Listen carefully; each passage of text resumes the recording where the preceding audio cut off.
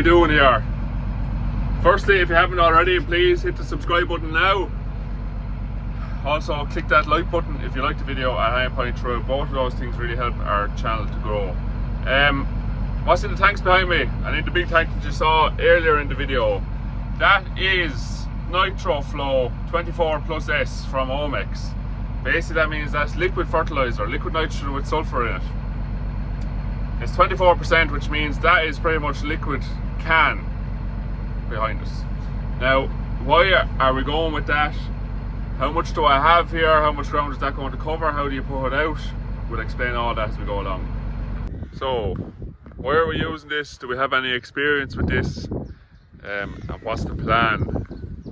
So, well, anyone that follows us on Instagram from a few years ago will know that we have used this before. This is a product that we'll always sort of reach for in years like this where we're not in a drought but it is dry. This stuff will really pump grass. So it's instantly plant available. You'll see in a clip now when I put up it being applied. It's applied with an ordinary boom sprayer, but there's special nozzles on the booms and it comes out has like a dribble out of each nozzle. It goes directly onto the soil, and as soon as it hits the soil, it's directly plant available. We use this when it's dry because if you spread granular fertilizer on land now, while we do have some moisture here, everyone remember we were flooded here 2 weeks ago. There is a little bit of moisture in the ground there, grass is still slightly growing. So when this hits the ground, it'll go straight into the plant roots and the grass will start growing using the moisture that's there. If we spread granular fertilizer, it'll stay on top of the ground until whenever it rains and washes it in. And there's no rain forecast for at least the next 2 weeks. The silage is all cut. We need to get the grass growing. Slurry can't go out now either because slurry will be kind of thick that's to go on it. Applied with a dribble bar. That sun up there now will do nothing only bake it onto the grass and onto the ground, and you'll have slurry sitting there forever. So we want a wet week coming and we want to spread slurry when there's rain due, not enough to wash it away but enough to wash it in. So if we wait 2 weeks, this grass is going to shoot out and it's going to look hungry, so we need to feed it now. So that's where this stuff is coming in. So we're going to apply this at a rate of about 50 units of nitrogen per acre. So that is going to go on at about 200 litres a hectare. There's nearly 5 tonne of fertilizer here behind me in these 4 tanks.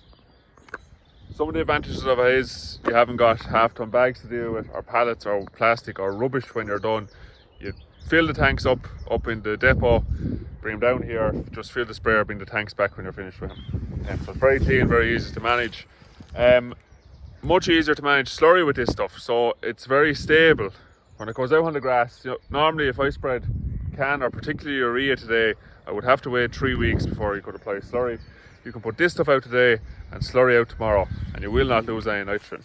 So it's just much easier to manage, so you're able to go on with this fast and then slurry whenever you like after. You don't have to look at the calendar and go all the rest, because usually it's slurry first and then your top up with your N or your compound or whatever about a week later. But this just means that you can get the field mowed, cleared, get the spray on straight away and put the slurry on then whenever it suits you. You're not stuck to calendar dates and all the rest. So the first year we used this was the year when fertilizer was over 1,000 a tonne. We were looking for an alternative. This stuff was in a tank in the depot and had been bought the year before, and it was, I think, exactly half the price of the 4,000 a tonne. So that's when we used it that year, and that was a dry year if anyone remembers. This was 2022, it was quite dry during the summer, and got us an unbelievable response out of it. So really, really good.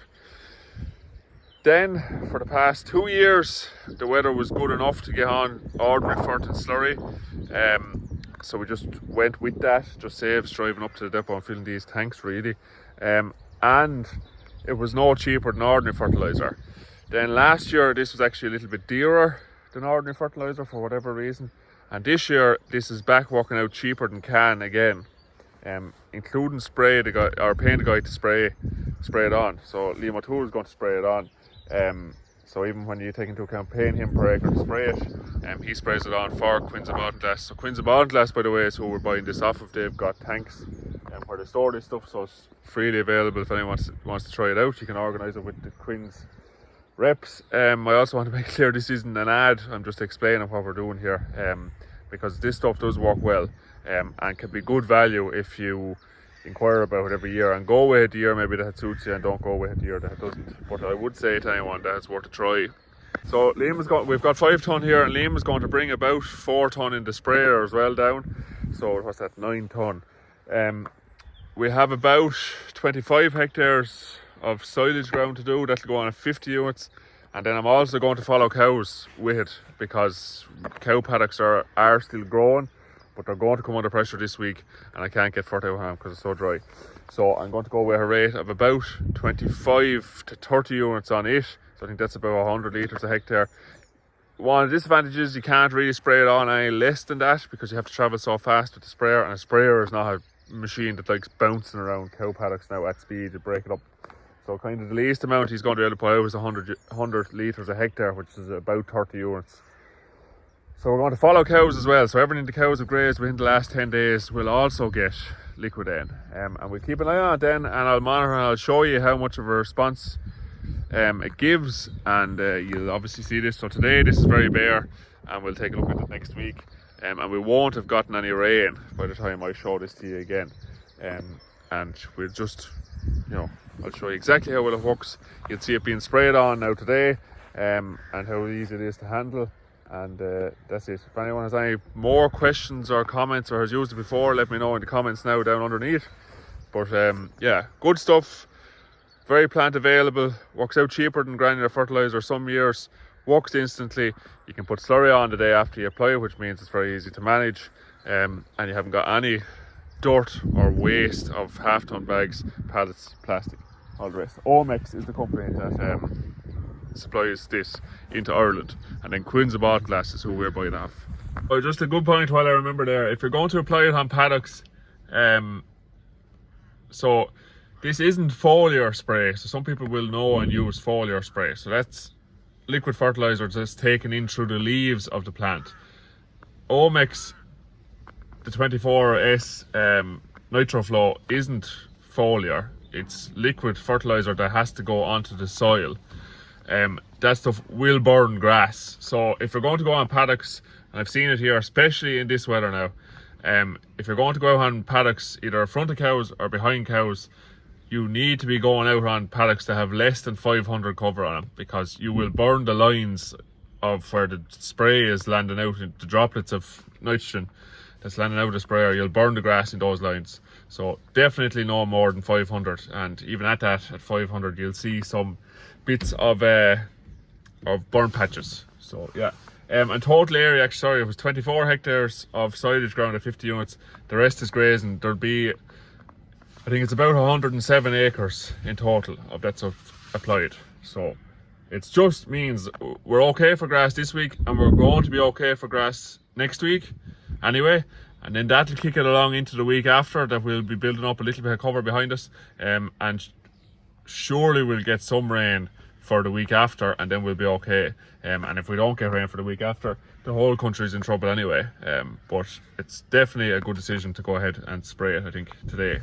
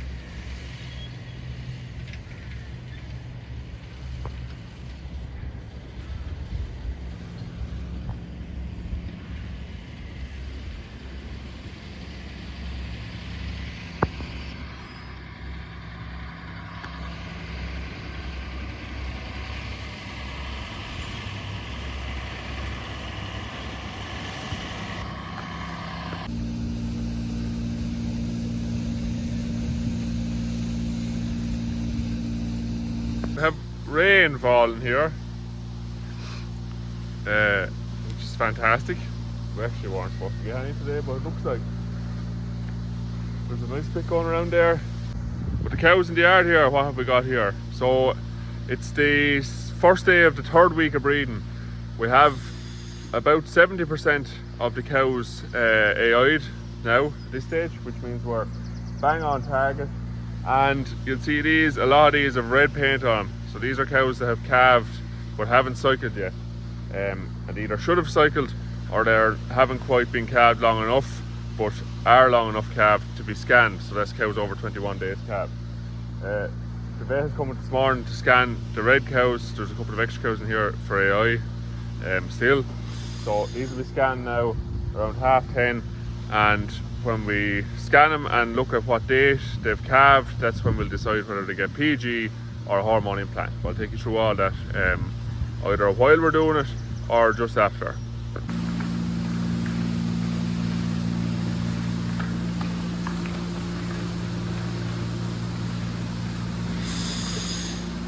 In that, there is a few cows there. We had a few backwards calves. They were quite difficult calvings, so they'll be in that batch. And we had a handful of retained placentas, and they'll be in that batch as well. So rather than treating them blindly, we get them scanned now and see what's going on inside. Treat anything that still might have a little bit of an infection going on there. There shouldn't be now, but if there is, and then get the rest of them cycling. But there's 12 there in total, for anyone wondering. So that would be about 10% of the herd that's here, not cycling, which would make sense because they'll be all later calvers as well.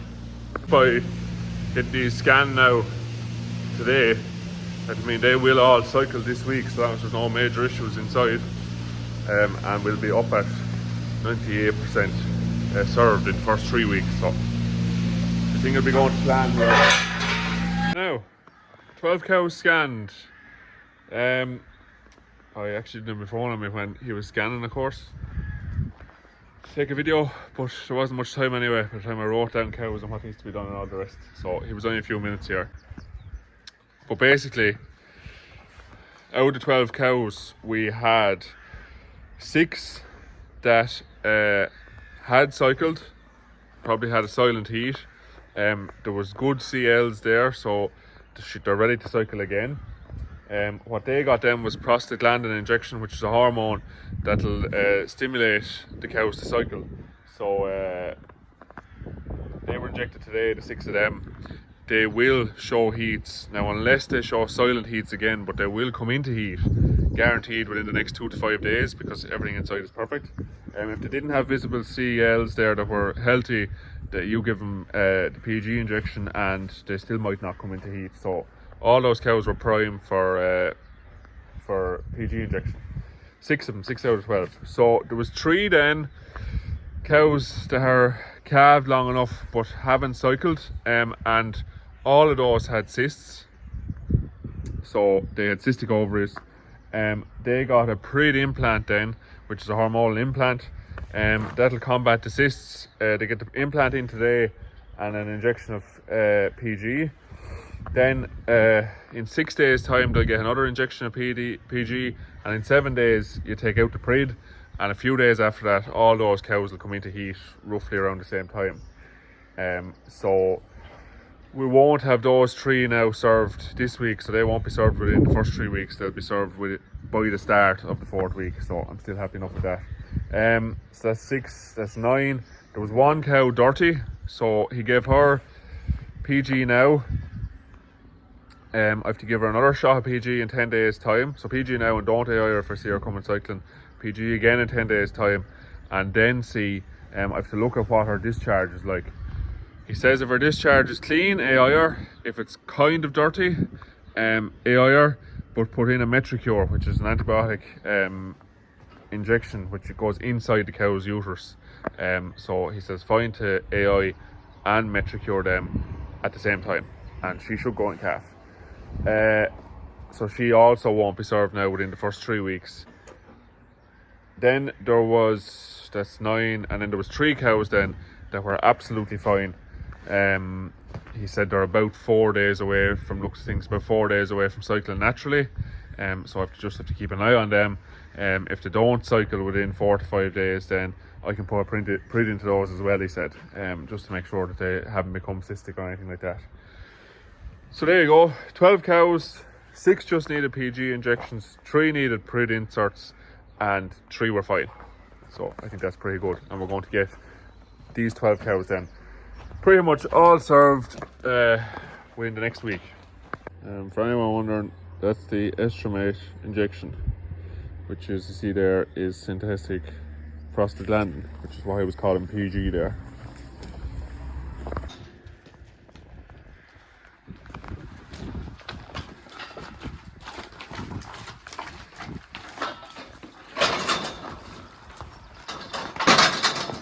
Just on marking them there, so I haven't written down there cows obviously, but for handiness when they come into the milking parlour, so I know who to keep an eye out for giving, you know, PG in a few days time, and that cow especially that was dirty, to give her estimate, to make sure they don't pull her first time, and estimate in 10 days time. I've just written it on them with spray marker, so everything that has a cedar in them or a print in them, obviously that's easy enough to see because there's a little tag hanging out of them, but they got a blue X on their back, and everything that got estimate then you'll see there has ES written on it, so just makes it way easier, and it's even easier to see them when you see them in heat. You just know those are the cows that were scanned, and you know that those are the cows and what they got.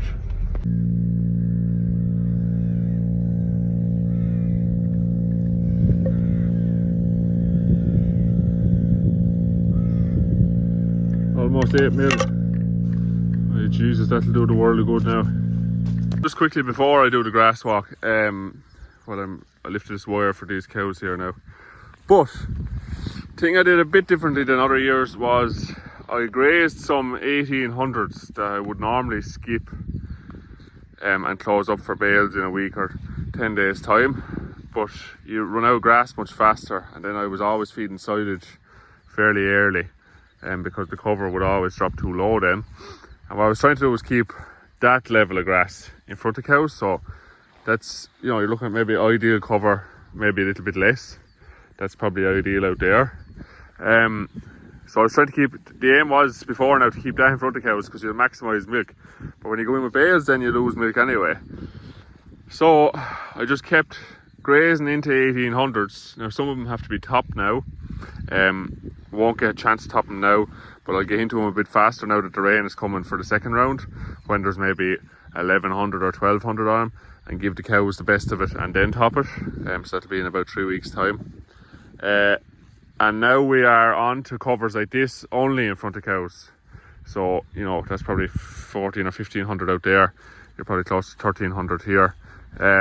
That's all we'll have in front of cows for a minute. But a lot of liquid nitrogen gone out, and promise of rain. Now you'll just, when you look around, there's not a pile of grass on the farm, so it's green but there's nothing there, and then that's not even green. So but there's also good grass ahead of cows there, still some covers, so we're not tight for grass. We will probably be by the end of the week, but with rain coming by the end of the week, then, you know, that means next week we'll be out of trouble again. So the worst we'll have to do is maybe just up the nuts for a few days to get past the pinch point.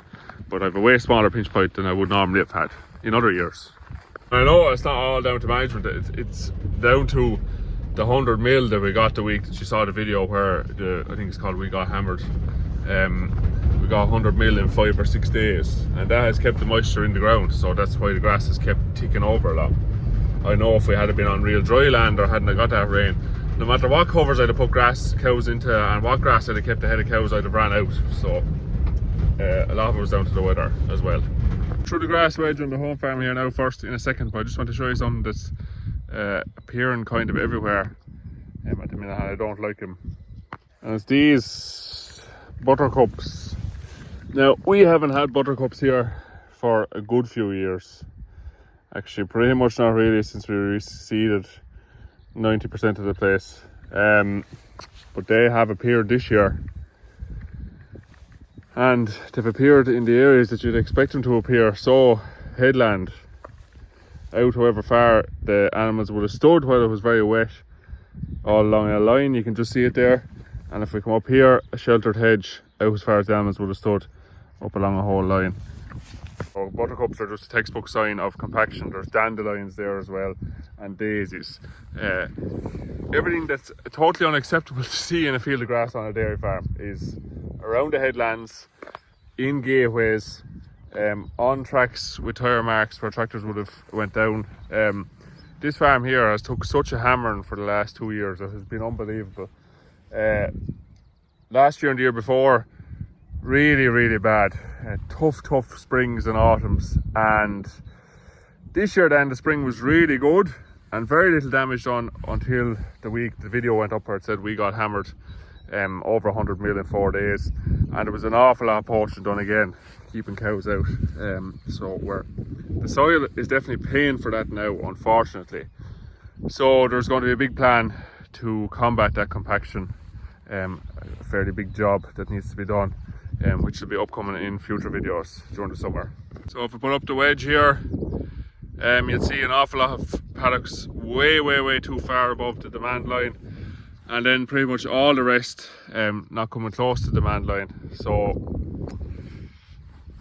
we had a fairly good burst of growth after the little dribble of rain every now and again that we have been getting, and that has grown the grass on paddocks that have grass on them. But anything that's being grazed kind of this week is sitting there dormant, so hence the paddocks below the line are very poor.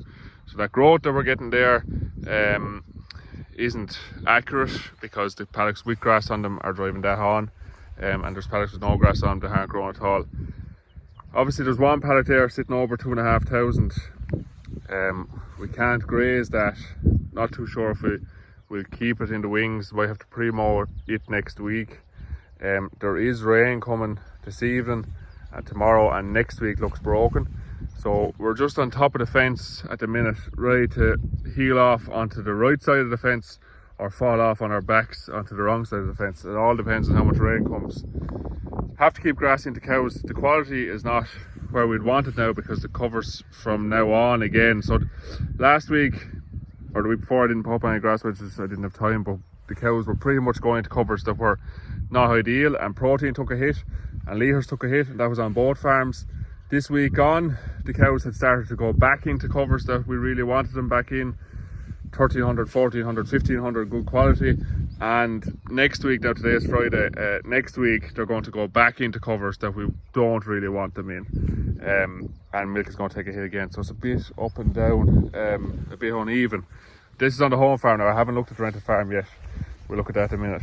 But if I just put up the figures here, like I said, that growth figure isn't accurate. Our demand is accurate because I will up the nuts on this farm now to 4 kilos for a few days, just to see how much rain we do get, and we won't get through those higher covers overly fast. There's for and against doing that as well, because every kilo of nuts you put in, they'll eat a kilo less grass, and you really want them hungry to eat out those higher covers, but you also don't want to force them to eat out those higher covers, because what the cows don't want is nearly not worth grazing on them. So maybe we'll just let them in, give the cows the best of what's in the field, and we'll top afterwards, I'd imagine. And we'll have no choice now, we'll have to top.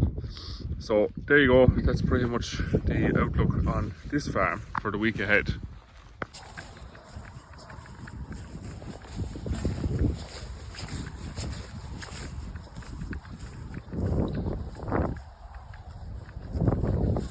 It's crispy up here too. Dry, very dry.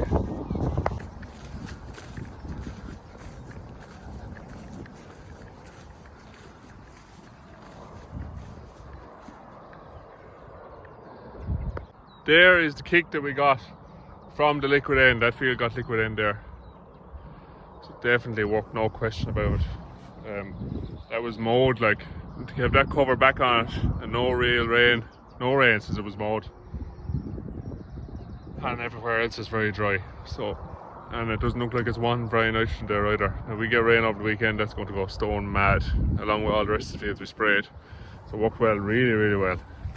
We're just on the rented farm here, and you'll just see here how deficient we are in moisture everywhere, because these are the bottom fields here. A river joins all along that bottom headland, and you'll see the rushes there all around it, some here, some over there. So this is very wet. very wet land down here. But look how green it is. Only grazed about 3 days, I think. Serious regrowth. So when you come and look at ground like this, very heavy wet ground, it'll just show you that the only reason the rest of the farm is yellow and lots of dead material there is because it's too dry. Moisture is the limiting factor at the minute, nothing else. So it's crazy to see the difference in these fields. We're in another field here now. They got the liquid in from Omex and there's around 700 or 800 on it. It's a bit taller than it's measured, so it's kind of tall and a bit thin. So it's saying 800, but I'd say it's probably 700 on it. But again, no demand for nitrogen there and growing way above what the rest of the paddocks are growing. So like I said at the start of the video, just in dry weather, you don't need rain to wash the fert in. The fert is available to the plants the minute it's sprayed on. So the thing that's restricting us now is moisture in the soil. But when I went out, there was a little bit there, so it definitely kicked on. So it was well worth spraying it during the dry time. Just if I put the wedge up for the rental farm up here, you'll see much better position grass-wise. There's not too many paddocks above the line, and there's not too many paddocks below the line, so it's going much better. Grass quality is way better up here as well. Seems to have held on to a bit of moisture a bit better as well. You can see behind me here. The place overall is a bit greener. If I put up the figures here, you'll see growth is about the same up here. Average farm cover is lower, which means there is less grass available up here, which means we'll run out a little bit faster if we don't get any rain. But there's a couple of big paddocks that are in the higher end of the wedge there.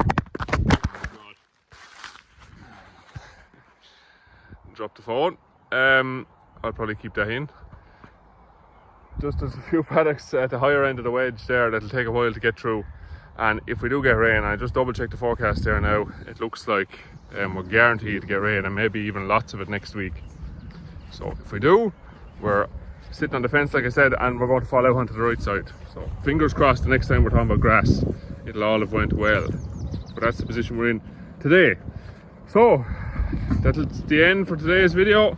If you haven't already, please hit the subscribe button now. Ring the bell, you get notifications of when we upload our videos, usually around 9 o'clock on a Sunday morning every week, but that does change from week to week depending on what's going on. But we do put up a video every week. Should probably mention our socials as well. We have an Instagram page, also called Tobin Farms, and TikTok, also called Tobin Farms over there. Subscribe, like, follow any way you want, or don't do any of it. But we appreciate the support if you do. And we'll talk to you next week.